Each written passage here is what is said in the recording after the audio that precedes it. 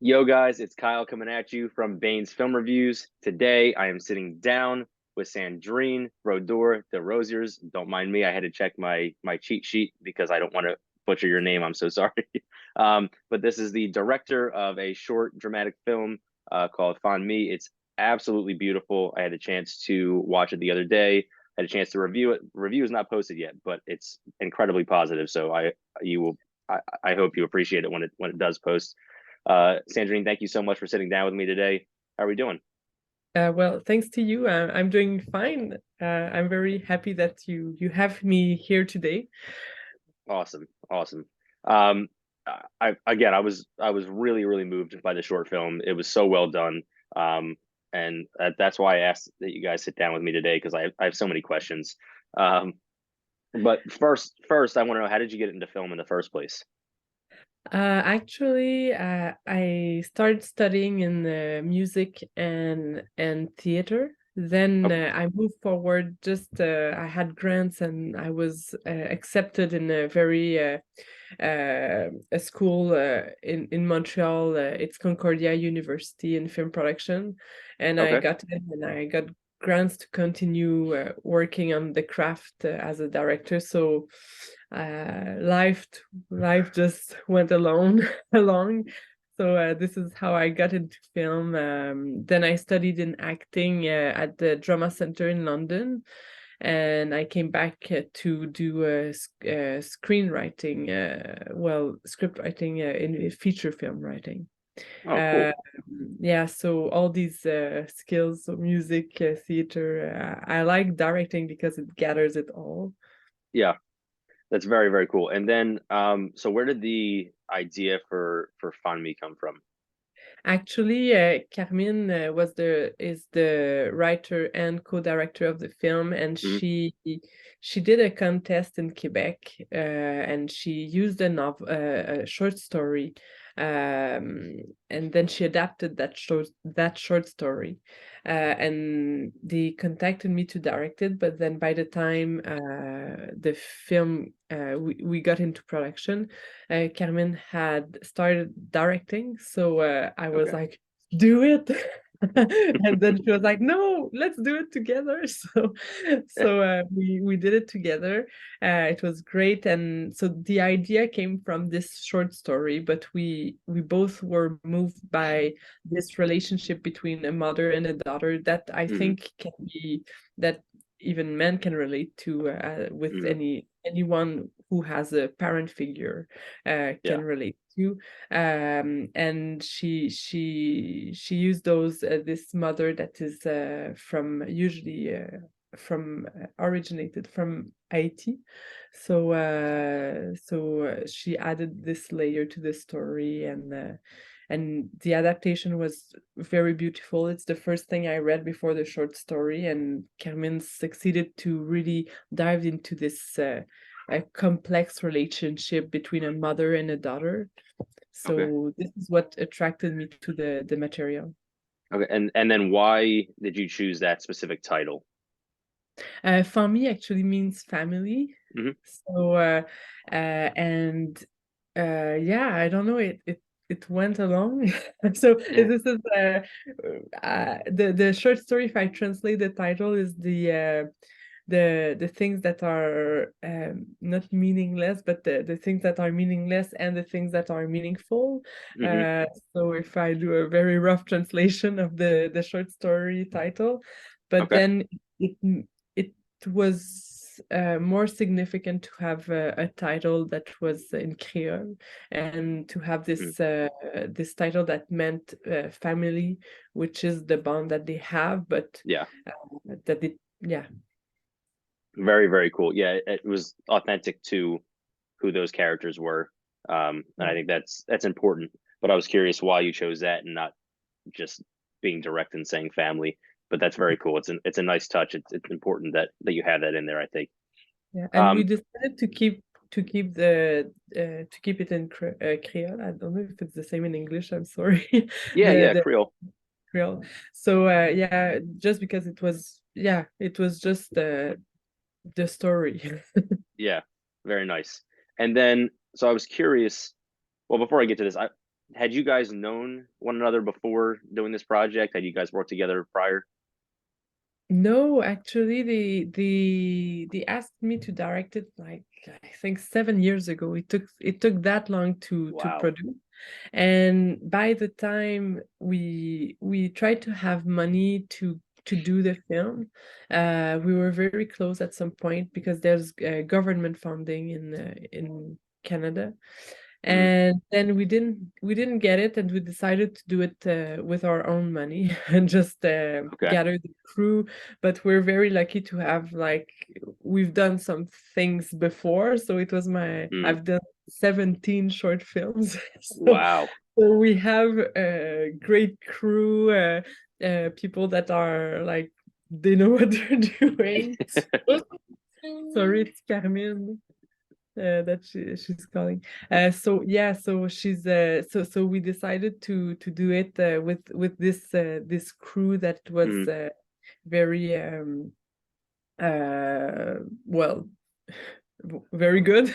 So yeah.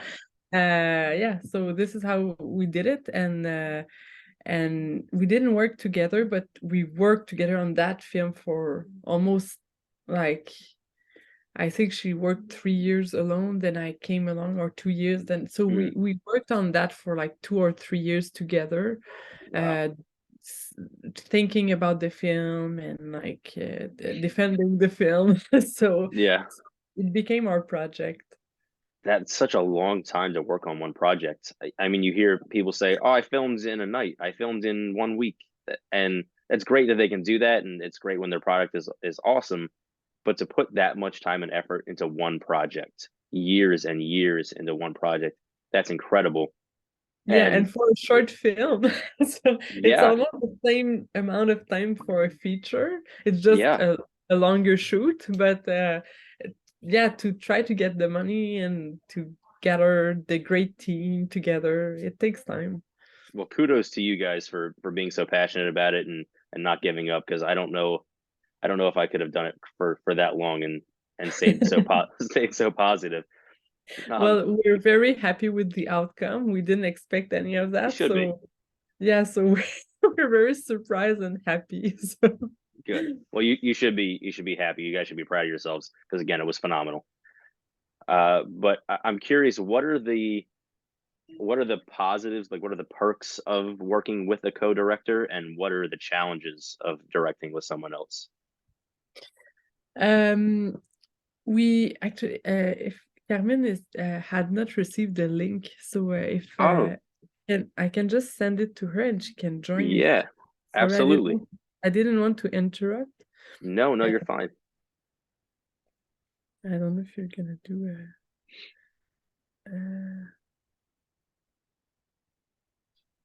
Sorry about that. No, no, you're fine.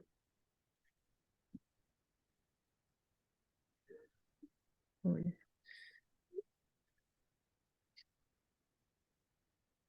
It shouldn't be long. I just have to find it myself. Sure.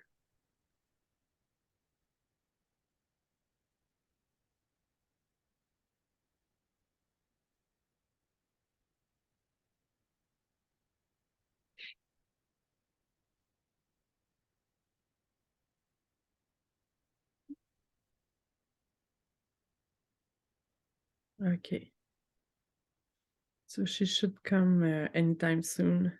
Perfect. Thank you so much for that. I appreciate it. Yeah. So, what was the question? Sorry. No, no. So it was what are the challenges, and then what are the benefits of working with a co-director rather than doing it by yourself? Mm.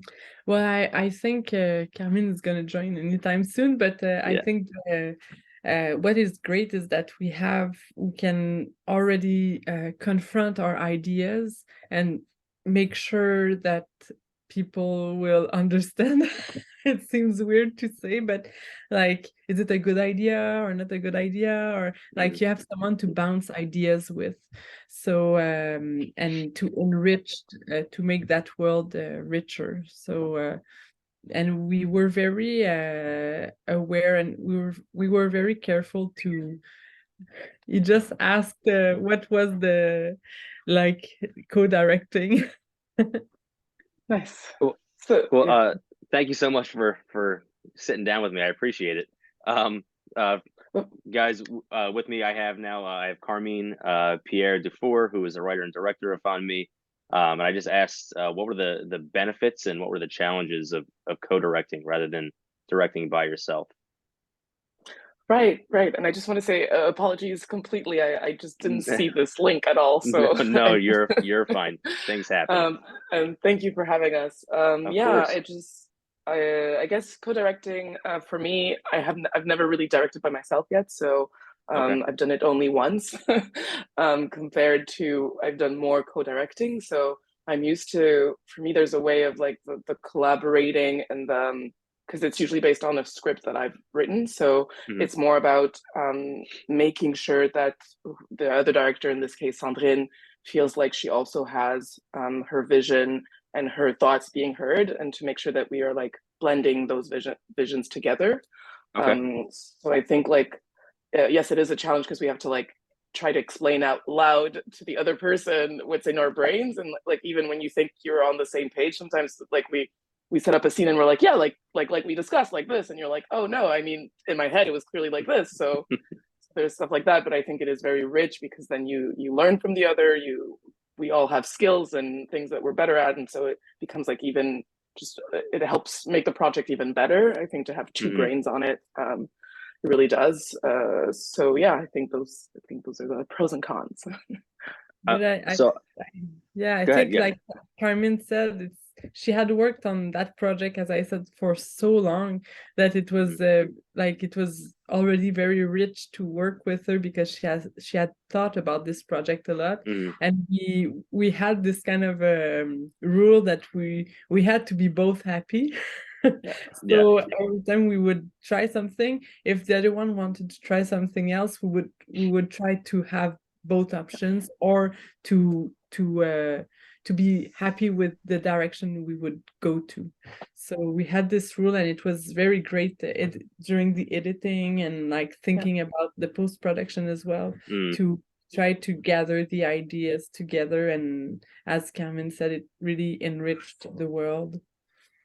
Yeah. And so, Carmi, right before you came on, Sandrine had said something very similar, where the challenges was one of the major challenges was trying to be understood. So I like that you came on a little bit later and you had an identical response, having no idea what she was going to say. Uh, um, yep. but I imagine it's kind of like a marriage where you want your partner to uh, obviously be happy and you want them to be understood, but you have to compromise at some points. Um, Yep. it has to Yeah, be an yeah. incredible challenge. Yeah, I I think But it mean, was a great marriage. yeah, yes, that's it. I think it was it was a great marriage. yeah.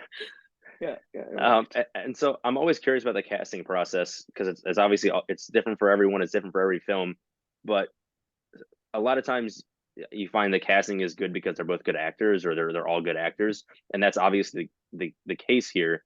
But they aesthetically the casting is almost perfect. How did you manage to find two actors that look similar and it's believable that they're mother daughter and they're such good actors as well? Yeah, I think that's a Well, yeah. we discussed the casting. They are both known actresses in Montreal, so Mm, we knew they would be great. But we wanted to have people that would connect to the material. So mm, it was great because when the first time we met them, they were very engaged. So even though, as I said, we didn't do it with a lot of money, they really put their heart and soul literally in the films, and they really felt connected to the material and to the relationship they had to defend, the role they had to do. So there was something magical on set because mm.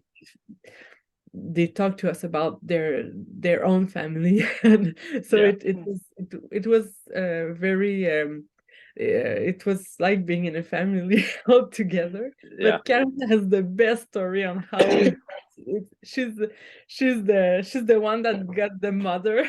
And it's all because of her. No, I mean, and thank God for Mireille and her generosity. So, but yes, I mean, just to answer quickly your question before I go into this anecdote, I think there's it's funny because I don't think it hit us until because we wanted two really good actresses and we had them in mind, and I don't think it really hit us until we were like, I think to me was when we were doing all the costume trials and all of that we were like, oh yeah, like they do have this like bone structure that like is a similar thing, like that. Yeah. Like they do look like they could be mother and daughter, but it didn't really, like we were just really focused on getting the best actresses, and they were both in our minds. So that's how that happened. But it was hard to sort of like, because we had no money and so there's sort of no budget, and it was hard to then try to approach these like high caliber actresses and be like, hi, would you just like be in our movies?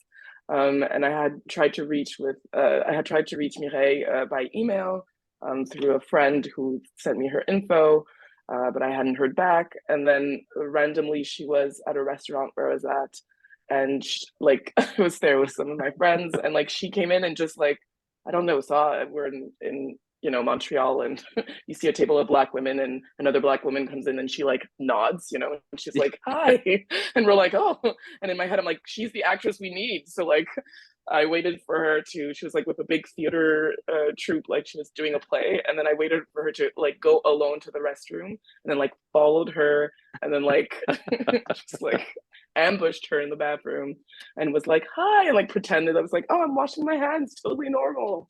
And then was like, hi, I'm the filmmaker who sent you like a short film to read and to see if you would be in it. And we have no money, but it's a strong story and we'd love to have you in it. And she was just like, yes, I'll do it. And I was just like, wow, like, thank you. And she did. It was meant to be. It was meant to be. Yeah. That's the most interesting story I've heard about casting so far. So congrats on that. Thank you. and good for you, being bold enough to follow her and ask her to join the film. It did feel like it's like such a movie thing to do, you know, like to be like, I'll ambush this person I really want to speak to. And I was just like, does it work in real life? And the answer is it works in real life, guys. So everybody out there, try it. Yeah, that's incredible. So again, good for you on doing that. Thank you. And then, so again, like you said, you kind of got you had them in mind, and you sort of got them by accident, and you sort of got them by sheer will. And how do you create a story that, I mean, how do you translate it to film in a way that feels natural and honest? Because I mean, I'm sitting there judging the relationship throughout the entire thing, as I'm sure most would, as they watch. Well, that's not what I would do with my mother. That's not what I would say to my daughter. How do you forge that relationship in a natural way? That's a good question. Well, what was hard, I think, well, not hard, but the challenge of this film was to build this intuitive thing, because what they say is not really what is important. It's mostly when they don't speak that everything happens. So to build that tension in silences, in the mise en scène, in the and to understand like their own problems, but the complexity of the relationship without the words necessarily. So that was the complex, the challenge of the film. And we use different things, like there's a little light that is growing, the intuitive feeling that the daughter has. I don't want too much, but it's subtle, and we want to work on a subtle piece. So it's nothing that is we didn't do a film that is to shock or to say how to do things. It was more to question the relationship, to ask questions to the audience. So I'm happy that you felt that way, that you would say, oh yes, this, that's nice. But I think we focused on this tension that was invisible, and that we try to bring to the surface. Yeah. If And that I think and to add to that, I think there's we worked a lot on the mise en scène, as Sandrine was saying, about, you know, like when you're framing them and who you're seeing and who's looking at who when after who has spoken, you know, like all those details were important to us. And sort of seeing, I think part of their dynamic is also sort of like their mother-daughter. They clearly and obviously love each other, but they're also very different and similar in different ways. And it was like highlighting that with like mise en scène, but with like costumes as well. So like just the way the daughter is dressed and the way the mother is dressed, just so you can see like, oh yeah, these are very two different people, and how does that clash come together, and how do they find a way to find the middle ground to be like, yes, we can still find a way to communicate and talk to one another. So we went towards very natural colors for the daughter and more colorful colors for the mother, that would come and disturb this apartment that was almost not falling apart, but there's pieces missing because she's not with her partner anymore. So there's there was a lot of details, and we tried to work on these details more than on the words. Yeah, and I think those details, like the colors that you use, they're so subtle that maybe you don't notice them, even though they're playing a role in how you perceive the film and the story. And I think, like you said, the dialogue isn't super important, but you're constantly judging how they're interacting with one another. And I don't know if I was judging them as much as I was judging how I interact with my own mother, and sort of questioning whether or not the way I'm acting with my mother is appropriate or inappropriate, or if I should find new ways. And I think that's such an important part. One of my favorite things about film is being able to learn something new every time I watch a new film. And I think this might be the first time that I've questioned my own dialogue and my own interactions with my mother. So that's such an important thing. That's awesome. Thank you for sharing that. Yeah. Of course. Well, thank you for making this fantastic film. And then, like you mentioned, the colors, but then the light and every other aspect of this film sort of acts as a way to juxtapose like this really harrowing situation that they're experiencing together. Like everything is so beautifully done, even when it's not meant to be aesthetically beautiful. It works to juxtapose that really difficult situation. How do you go about making sure that you're not moving too far in one direction and it's not entirely too emotional, or it's not entirely too light? How do you manage that balance?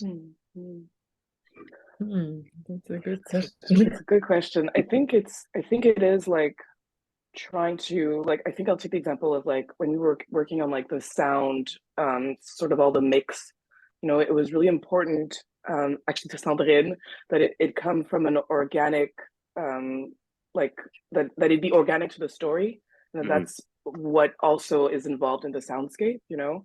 And I think like dosing that and finding that, and it's like because like it's like you finish the whole movie, you have like the image, all the editing is done, and then you're adding this layer that can make or break things, you know. And I think when we were dosing that and trying to find like, okay, if we come in with like strings of violence there, then it becomes entirely too emotional for no reason, and we're manipulating people, and we're trying to, and that was never an option. I'm just saying exactly like that's what we were striving not to do. And we were like, okay, if we make a little sound that's there, and make it grow organically, and have it be this like heartbeat in it, and make it grow, will that make it just the right amount that you need to feel like you're like in the daughter's POV, and that you're feeling like that you're being a little bit more concerned every time, you know? So I think like we used all the elements that we had and tried to, like the sound and exactly the mise en scène and the colors and their costumes and everything, to try to tell this story and ask ourselves the question every time, like, how is this organically showing their relationship in an authentic way, you know? And to try to dose it that way. I don't know if that answers the question. The text was also very subtle, so it was a matter of like every script is different.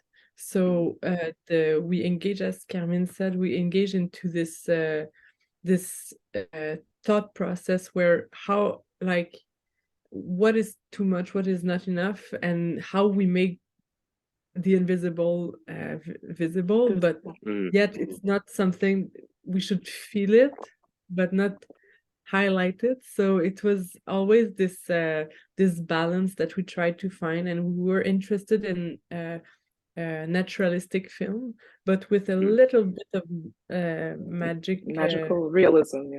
Magical realism, just a tiny touch. I don't think we go as far as other films in that sense, but we tried to bring a little bit of that just to work on that invisible side. So the sound, like making grow, as Carmen said, making grow sounds that exist, but just a little bit. And we tried to, because we had such amazing performers, we like them anyway. I don't want to like no, they're very good. We love them so much. Yes, we love them. So because we love their performances so much, we didn't want to add this layer over the top. We wanted to give them the space. Okay. And it, like I said, it worked very, very well. Like you said, there's that magical touch, but you never go over the top. It flows very naturally from beginning to end. Thank you. Of course. And then I want others to be able to watch this as well. So where can everyone else watch this? We have some news that's gonna come out soon, but we're not sure about so stay tuned. Okay, we're gonna send you the link as soon as we can can see it online. Very, very good. I will keep people up to date. I will make sure that there's a link posted when it's available. That way everyone can see it. Yeah.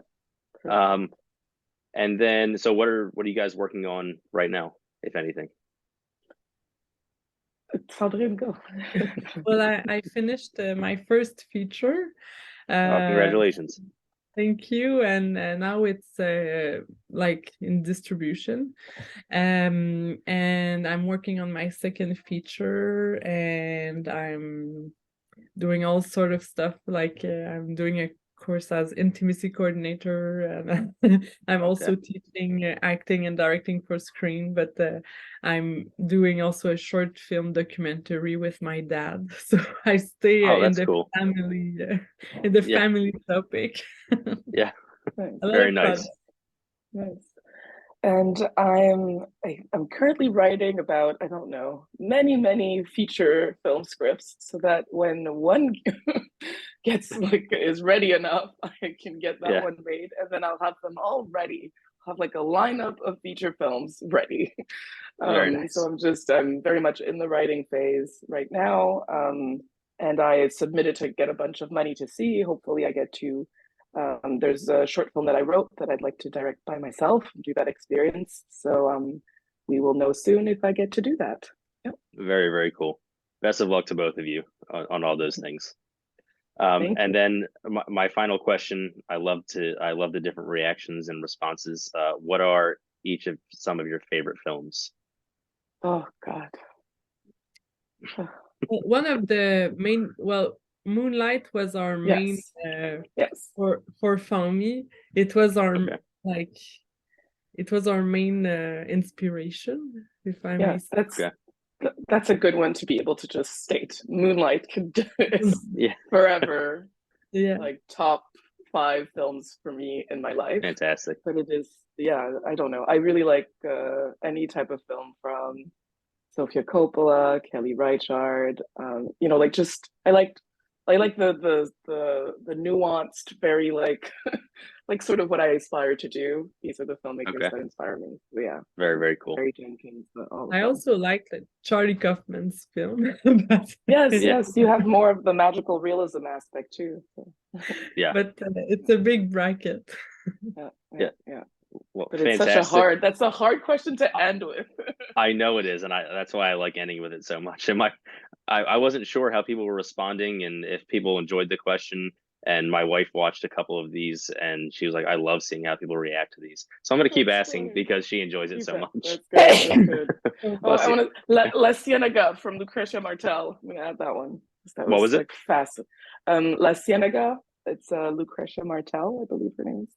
Okay. This Latin American filmmaker. It's like the most brilliant thing I saw. It's an old film. Yeah. Very, very cool. Well, again, Carmine and Sandrine, thank you so much for sitting down with me. I really appreciate your time. fantastic job on the film, and I look forward to what you guys do next. Awesome. Thank you. you so much You're very for welcome. having Really appreciate it. Of course. You guys have a great day. Thanks. too. You too. See ya.